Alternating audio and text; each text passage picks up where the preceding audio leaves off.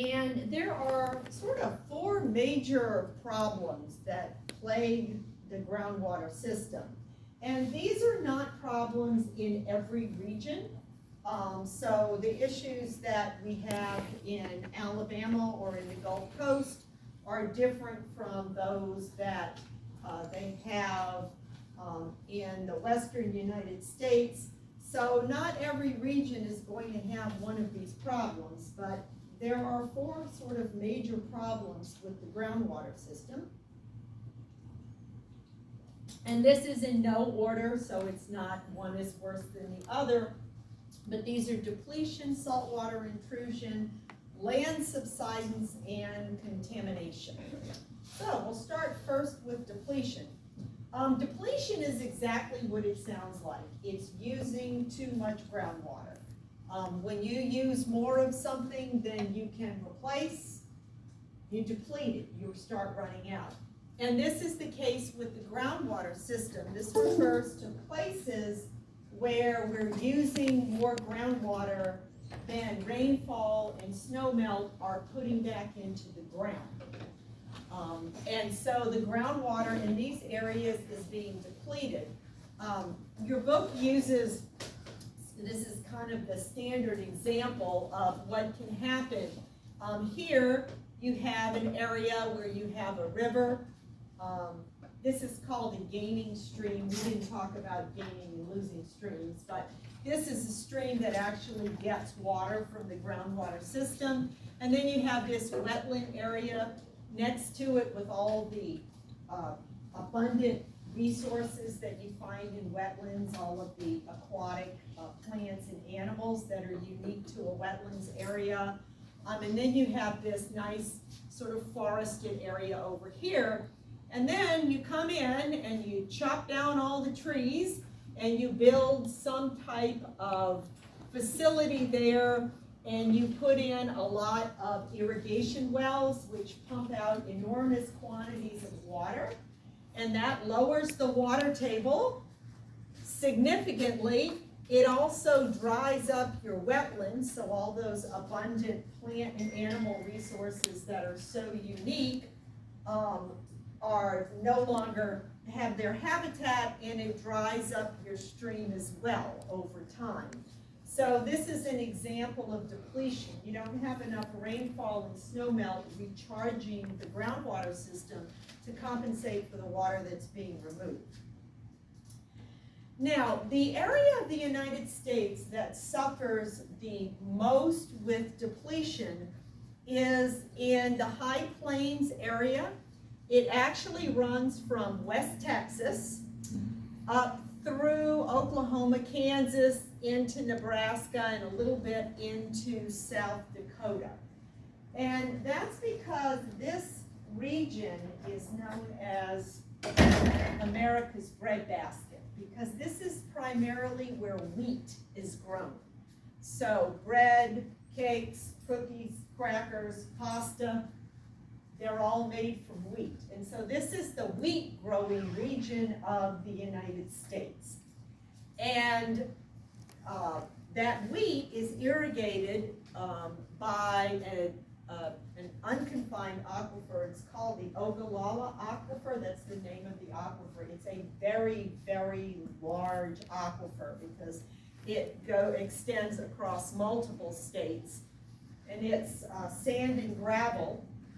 And it's the aquifer system that's used to irrigate the wheat crop in the United States. And so much water has been taken out of the Ogallala Aquifer for irrigation that it has undergone a serious issue. It has been depleted significantly, and the water table has dropped tremendously. And the way that the colors work is the darker the color, the greater the decline or the drop in the water table. So this red area right here has declined over 200 feet. That means the water table has declined over 200 feet. That's a dramatic drop in the water table. And then in the sort of the bright red areas, it's 130 to 200 feet. The numbers aren't important, but the dark red and then the red, those are your most significant declines, and then you get into the yellow and the gray areas. Those are smaller declines, and actually there has been, due to a change in how resources are used, we've actually seen a little bit of a rise in the water table in those areas in blue. But this area right here, from Texas and on into Oklahoma and Kansas, those areas have suffered significant depletion of the Ogallala Aquifer. And once again, this is the wheat producing region of the United States. We're talking about producing food. And wheat can't grow without water. It needs to be irrigated, and so when we look at those declines in the amount of water in the Ogallala Aquifer, we're really looking at a significant impact on this country's food supply as far as growing wheat is concerned. So these aren't just water issues, these are food issues as well. Okay, now the next sort of major issue or major problem is called saltwater intrusion.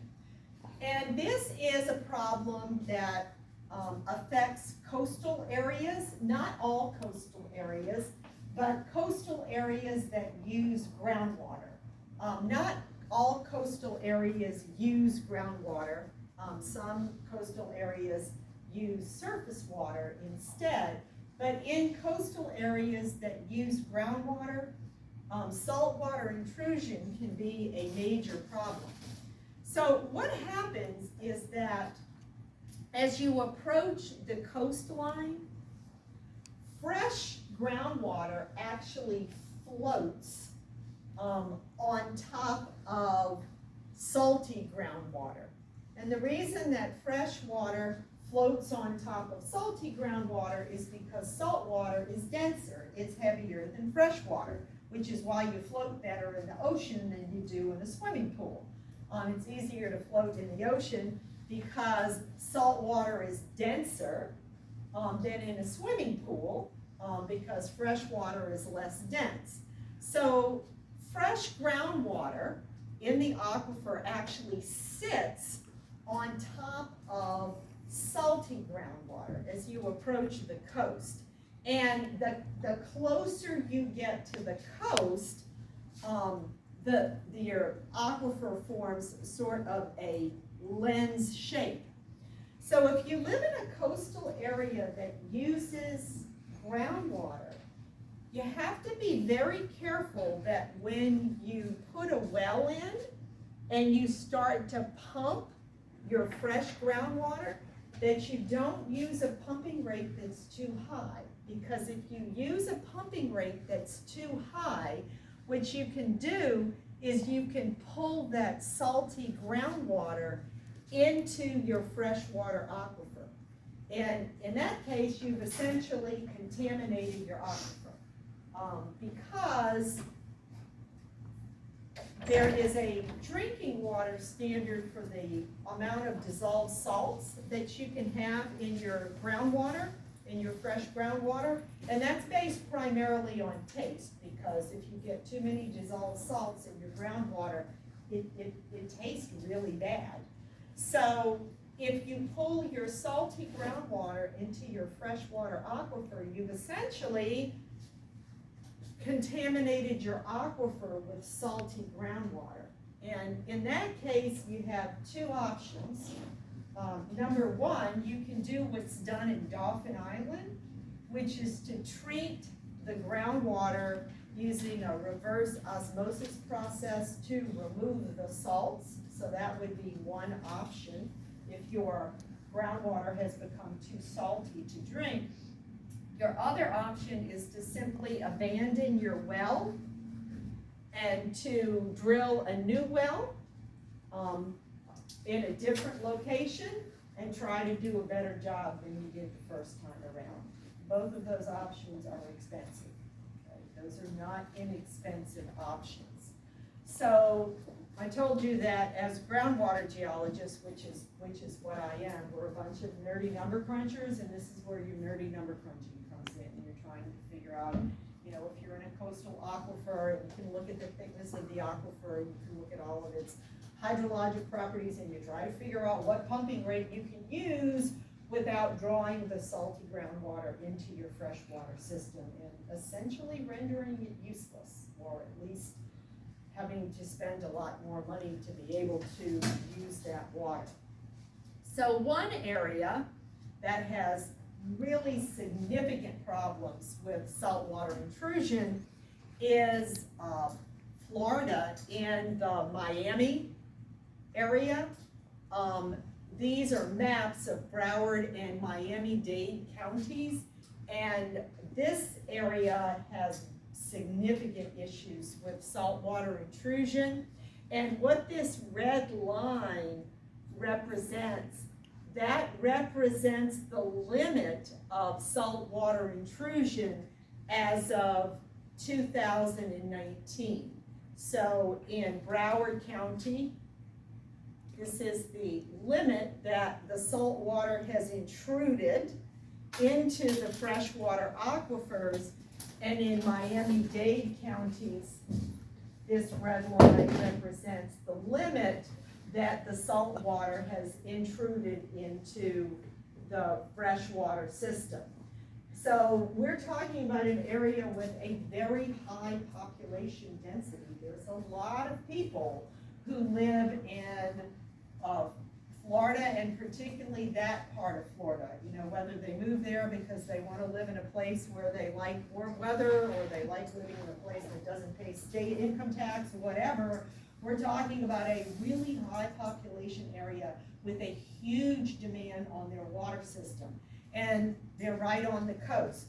So for Broward and Miami-Dade counties, this whole issue of saltwater intrusion is a very, very big issue for them, because they have to provide suitable drinking water for the residents. And the more saltwater intrusion you have, the more difficult that becomes.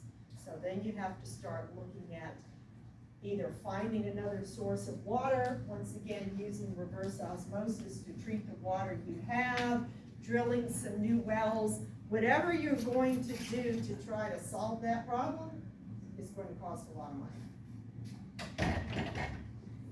Okay, the third issue is land subsidence, which is the sinking of the land surface. Land subsidence affects sand and gravel aquifers. It does not impact sandstones and limestones very much, because those are solid rock, and the rock itself has enough strength not to have problems with subsidence. But there are lots of sand and gravel aquifers out there, just like the Ogallala, and they have major, major issues with land subsidence. And what happens is, remember that your aquifer is located in the saturated zone. So all of the pore spaces are completely filled with water. And that water in those pore spaces exerts an outward pressure that essentially forces the grains apart. So it's like you've got pressure inside the pore spaces between the grains, pushing the grains apart. Well, if you pump out too much water, what happens is the water drains from the pore spaces and gets replaced by air. And air doesn't have enough strength to keep those grains forced apart. So what happens is the grains collapse. The aquifer literally will collapse, and it will shrink. So it may have started out this thick, and now it's only this thick, because the grains have essentially collapsed in on one another, because the pore spaces have collapsed because they're no longer filled with water. Well, if your aquifer goes from being this thick to this thick, then your land surface is going to subside, it's going to sink. And so everything on the land surface, buildings, bridges, roads, is going to sink. And everything that's beneath the land surface, such as sewer lines, water lines, gas lines, those are going to sink as well. So you get this subsidence, or this lowering of the land surface, due to the fact that you've pulled too much groundwater out of the ground. So once again, this is a problem with sand and gravel aquifers, not very much with solid rock aquifers.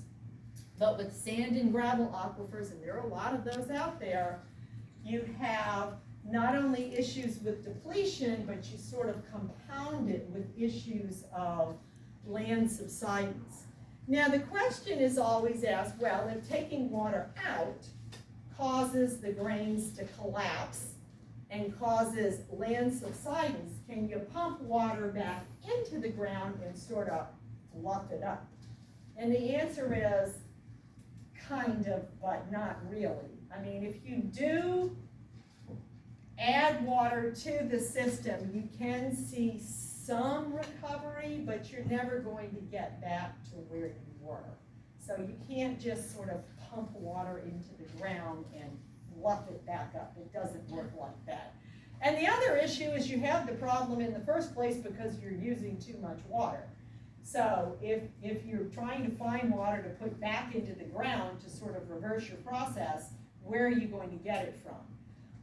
In some places, and this is particularly true out west, where some golf courses have, or it's not only golf courses, but some communities have looked at using the treated water from wastewater treatment plants as a way to increase the amount of water, you know, that you're putting back into the ground. And so instead of just taking the treated wastewater from a wastewater treatment plant, which is what happens when we flush the toilet, and dumping it into some stream, they actually, you know, try to use it to sort of increase the amount of water that's going back into the groundwater system. And about the only thing that upsets the general public more than talking about putting wastewater back on the land and letting it infiltrate into the ground is building a nuclear power plant. Okay, the general public doesn't really understand treated wastewater very well, and if you talk about using treated wastewater as a way to sort of replenish your groundwater system, the only thing they think about is I flushed the toilet and now you want me to drink that? Doesn't work.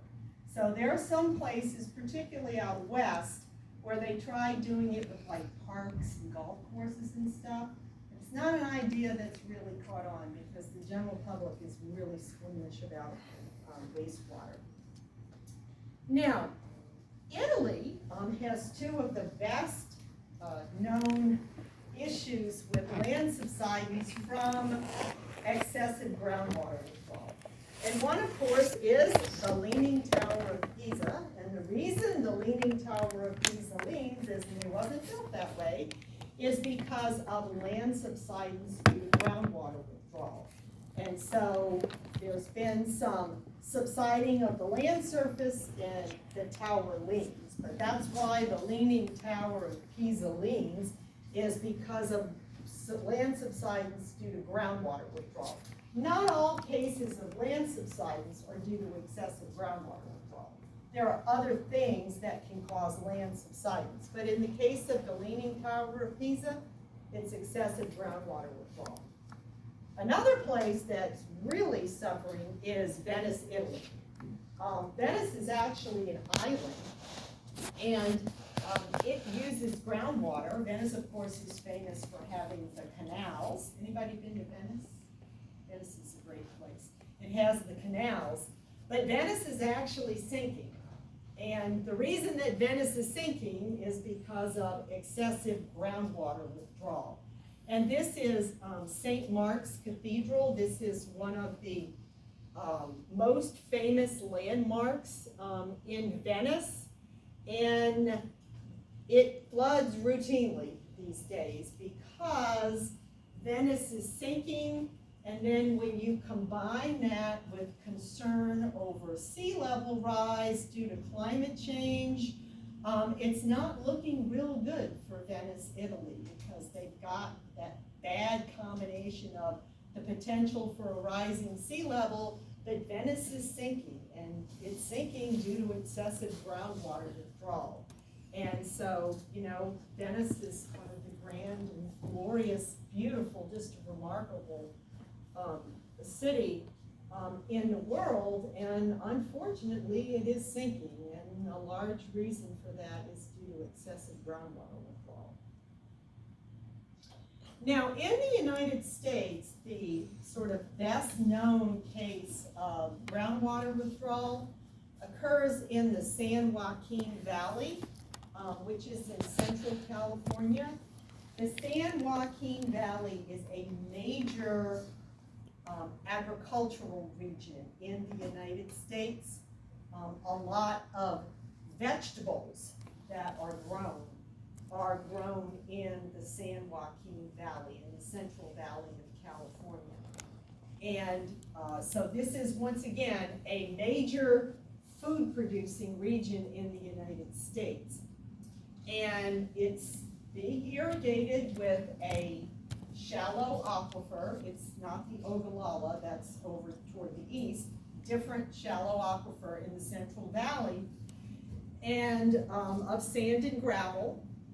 And between 1925 and 1977, so in 52 years, so much water was pumped out of the aquifer underlying the Central Valley that the land subsided almost 9 meters. That's 27 feet. It's almost impossible to conceive of 27 feet of land subsidence. And so this is a really famous picture that was taken in 1977. Up here, this is where the actual land surface was in 1925. I mean, this land surface was actually up there. And by 1955, it was down here, and by 1977, it was down here. It's the greatest example of land subsidence due to excessive groundwater withdrawal that we have in the United States. Once again, this is a pretty serious issue when you start talking about lowering the land surface. And the Central Valley is still a major agricultural producing area in California. It still provides us with a lot of our vegetables, for example. And so, you know, over time, you know, people in the area of water and agriculture, you know, they're looking for sort of alternative sources of water for irrigating this major agricultural area in Central California, because it provides the rest of us with a whole lot of food. Once again, it's not just a water issue, it's a food production issue. Okay, and the last issue is contamination, and there are many, many sources of groundwater contamination, from leaky septic tanks and leaky underground storage tanks at the gas station. You know, when you go fill up your car at the gasoline station, you have to have a stash of gasoline somewhere, and it's buried in these big tanks underneath the parking lot of your gas station. And so you get leaking from those underground storage tanks. This was a huge issue back in the 1980s when there was a study done that showed, like, you know, some astronomical number of them were leaking. You know, we have things like landfills and industrial waste and use of pesticides, herbicides, fertilizers from agriculture. there are lots of different sources of groundwater contamination. Fortunately, though, in the United States, our drinking water standards are actually pretty strict compared to some other parts of the world. And what that means is that if your water comes from a municipal source, so you don't have a private well on your property, you get your well from, you know, the town or the city. Like, I don't have a private well in my little postage stamp of a yard. You know, my water comes, it's groundwater, but it's provided to me by wells that are owned and operated by the city of Waverly. You know, you pay that on your utility bill. So if you're getting a municipal source of water, our drinking water standards in the United States are pretty good. So if it comes out of the tap, it's going to meet drinking water standards. Once again, you might not like the way it tastes, but it's not going to make you sick. So the taste comes from the concentration of dissolved salts that you have in your water. And once again, there's a limit for that. But if it comes out of the faucet, it meets drinking water standards, because our drinking water standards are pretty good in the United States. And a lot of times when we do run into water quality issues in the United States, it doesn't come from the aquifer. It's not the aquifer that's been contaminated, although that does happen. But a lot of times if you see a drinking water quality problem, it actually has to do more with your delivery system. For example, about 10 years ago, the city of Flint, Michigan discovered that it had high levels of lead in its drinking water. Lead is nasty stuff. It can cause permanent neurological damage. It's not good. And the lead didn't come from the aquifer. The lead actually came from they used to use, when you put the pipes together underground, you soldered them together using lead solder. And so the water itself, coming from its water source, wasn't contaminated, but over time, as those pipes deteriorated, that lead solder that was holding the pipes together deteriorated, and the water became contaminated with lead. And to the point in Flint, Michigan, where they actually just shut down their water system and provided an alternate source of water. We have a lot of really old water systems in the United States. They're decades, sometimes even over a century old, and they wear out. I mean, they need to be replaced. And this whole lead issue with water, as our water systems get older, is becoming more and more critical. A lot of our water systems, our delivery systems, just need to be replaced. The aquifer is fine. There's nothing wrong with the water coming from the aquifer. It's just getting it to your faucet that becomes an issue. And infrastructure is important. And people don't like to pass bond issues, or they don't like to pay taxes on, you know, infrastructure, on, you know, replacing old stuff. But old stuff wears out. And, you know, the people who originally built these water systems, you know, they didn't use lead solder because, you know, they were bad people. It's just what was done at the time. You know, if you have a water system that's 80 years old, you know, 80 years old, 80 years ago, that's how you did it. And so when we start talking about spending money on infrastructure, it's really important, because we have a lot of water systems in the United States that are just ancient, and they really just need to be replaced.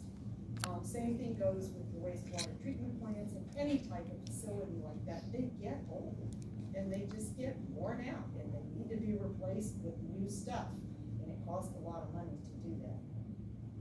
So those are the four major problems that we have with the groundwater system. Depletion, which is just overuse. Saltwater intrusion in coastal areas like Dauphin Island and in Miami area of Florida. Land subsidence, like we see in the San Joaquin Valley and in Venice, Italy, and then just issues of contamination. Now, the last thing I want to cover is caves and karst, because we actually have karst in Alabama. First of all, karst is kind of a general term. Karst refers to a landscape where you have groundwater interacting with limestone. Okay, so it refers to a landscape. It's kind of a general term. And it just refers to a landscape where you have groundwater interacting with limestone. So those are the two things you need. You need groundwater and you need limestone. And so that's going to give you a landscape that we refer to as karst. And one of the features you get in a karst landscape are caves. You get other karst-related features as well, but caves are found in karst regions, which is why you find caves here and not there, because you need that combination of groundwater and limestone. Now, the reason that karst forms is because groundwater, actually, you can say the same thing for rainfall. It's not pure water, okay? When rain falls from the sky or rain sinks into the ground, it's not pure water. It's actually a very weak acid, not a strong acid, but just a very weak acid. That's called carbonic acid. So when it rains, it's actually not raining pure water, it's actually raining a very weak carbonic acid. This is not the same thing as acid rain. If you've ever heard that term, that has to do with air pollutants. This is just natural. If you measure the pH of rainwater, it's not neutral, it's a slight acid. And the reason for that is that water mixes with carbon dioxide, and you don't have to be worried about the chemical equation, but this is what it is, and it produces carbonic acid. So rainfall is actually a weak carbonic acid, and water that infiltrates into the ground as part of our groundwater system is a weak carbonic acid as well. And if you think back to the interlude for chapter 6 on weathering, one form of weathering was dissolution, the dissolving away of rocks. And I said that the rocks that are most susceptible to dissolution are limestones, because they dissolve easily, not only in the presence of water, but they dissolve even more easily in the presence of a weak acid. So that's why you have this very special landscape that forms when you've got groundwater, which is actually a weak acid, interacting with limestone. That's what gives you the karst landscape. Now, most caves form just below the water table. That's where most caves form. They form just below the water table. So what happens is, here's your water table right here. And so we know that all of the pore spaces below the water table are going to be filled with water in the saturated zone. And if you have limestone, that water, which is actually a weak carbonic acid, is going to begin to dissolve out underground openings. It's going to start to dissolve out the limestone.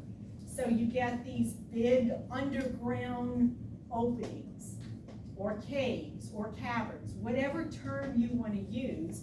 You get these big underground openings that form just below the water table. Now, the reason this happens just below the water table, it's actually a chemistry thing that I'm not going to go into, but it has to do with the chemistry of the water.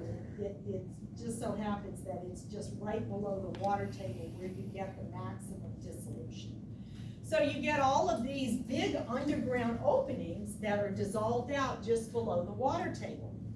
And then what happens is your water table drops for some reason. It could be from, overuse of groundwater. It could also just be natural. there are lots of things that can cause your water table to drop. And so your water table is going to drop, and a new set of openings, underground openings, are going to develop below this new lower water table.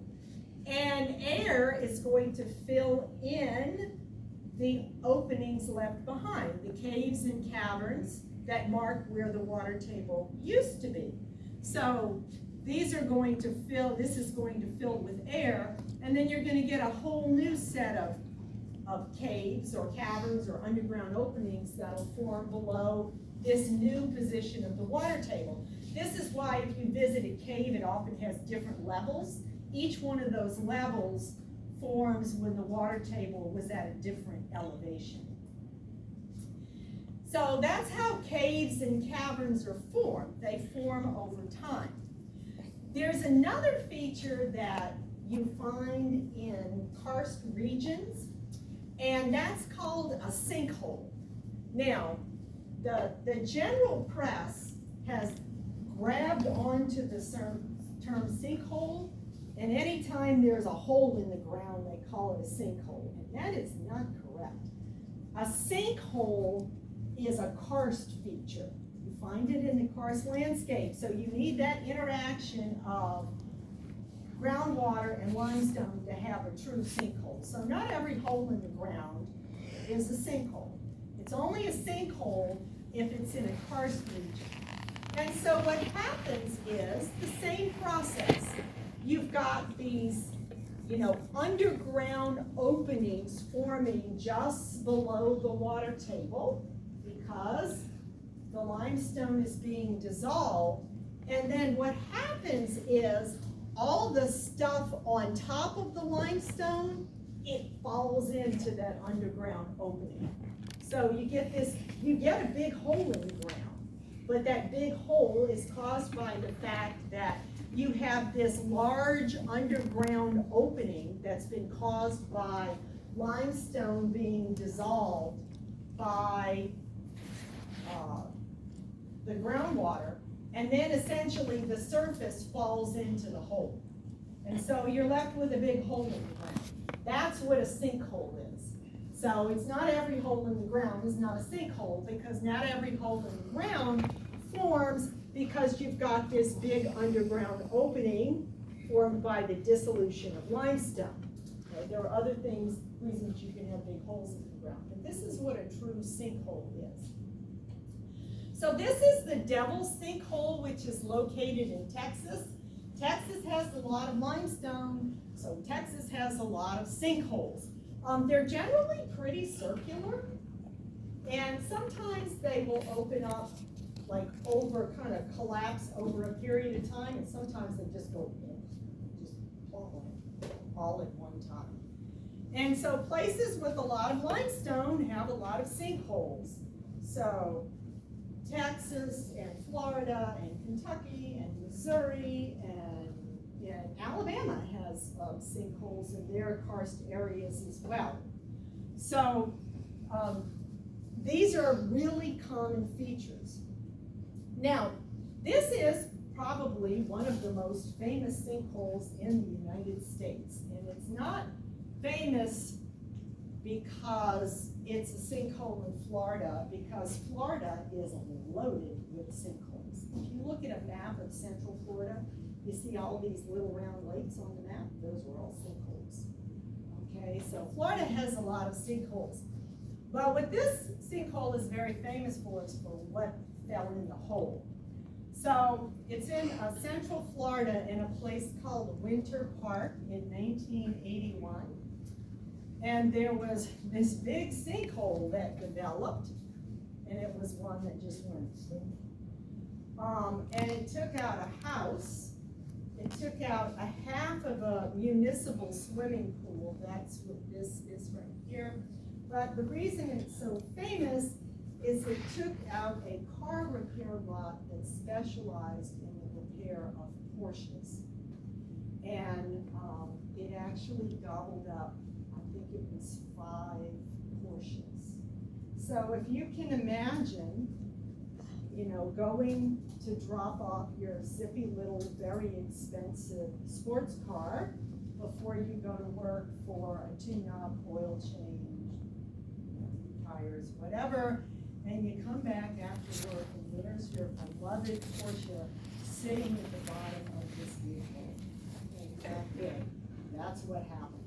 And that's what makes the Winter Park sinkhole so famous, is because it gobbled up a bunch of very expensive sports cars.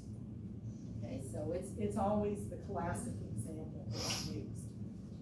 Now, actually, the largest sinkhole in the United States is located in Alabama, believe it or not. It's located in Shelby County, which I think is kind of close to Birmingham, but I'm not 100% positive. Anybody know? I'm not that familiar with my counties in Alabama yet. Well, it's located in Alabama, and it was collapsed in 1972. It has a diameter of about 300 feet, and the depth is about 120 feet. That's a pretty big hole, 120-foot hole. That's like me, 22 of me. You stood me on top of one another 22 times. That would be about 120 feet. So we're talking about a big hole in the ground. And it's kind of out in the middle of nowhere. It was actually discovered by a couple of hunters. But what I love about this one, beyond the fact that it's the largest sinkhole in the United States, is the U.S. Geological Survey named it the December Giant because it collapsed in December of 1972, and it's a big giant hole in the ground, so they called it the December Giant. But the locals call it Golly Hole, and this is what I've read through looking at old newspaper accounts, is the two hunters that found it, it said, golly, that's a big hole, so the locals call it Golly Hole. So it's the largest sinkhole in the United States, is Golly Hole in Alabama. Didn't take anything out, because apparently it's in the middle of the woods, but it's a big hole in the ground. Okay, so just a couple of slides to end up with caves and caverns. We talked about the fact that the caves themselves are formed from dissolving the limestone. And if you visited a cave, you're probably very familiar with different cave formations, stalactites, stalagmites, stalactites, popcorn drippers, there's all sorts of names. And so what happens is, once the water table falls and air enters the cave, you know, you haven't seen the last of water because it still rains and you still have water that drips into your cave. And so what happens is the reaction of water and carbon dioxide producing carbonic acid, it actually reverses itself. And so once that water reacts with air, it precipitates limestone out of solution, and that's what builds your cave formations. So it's dissolving the limestone that creates the cave, and then it's water dripping into the cave and interacting with the air that precipitates the limestone in the form of cave formations. And so cave formations do not form quickly. They form one drop at a time. So it takes hundreds or even thousands of years to create cave formations. Now, one of the most famous caves in the United States is Carlsbad Caverns National Park, which is located in New Mexico. Anybody been there? All right, somebody's been there. Yeah, it's big. It's really big. It's got huge, they call them rooms. So it has huge rooms. And actually, Carlsbad is unique. The reason the rooms are so huge is that the acid that dissolved out the limestone was actually not carbonic acid. It was a stronger sulfuric acid. You don't have to remember that, but it has to do with the fact that there's a lot of gypsum involved. And so that leads to the formation of a stronger acid. So that's why the rooms in Carlsbad are so huge, is because the acid is a little bit stronger. But the principle is the same. In one of the largest caves in the United States is Mammoth Cave in Kentucky. Anybody been there?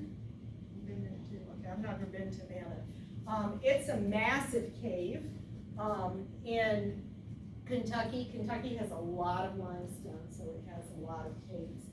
So Carlsbad and Mammoth are probably the best known caves in the United States. They're very large and they're both part of the National Park System. However, there are caves in Alabama because this is a karst region. There's a place called Cathedral Caverns State Parks. And don't discount these small caves at state parks or sometimes not even state parks. If you have any interest at all in caves, don't discount these and say, well, you know, I have to go to Carlsbad or I have to go to Mammoth. These smaller caves can be really, really interesting and just as beautiful as visiting a place like Carlsbad Caverns. And one of the things I like about going to some of these smaller caves is because they are smaller, you can get up close and personal with your cave formations.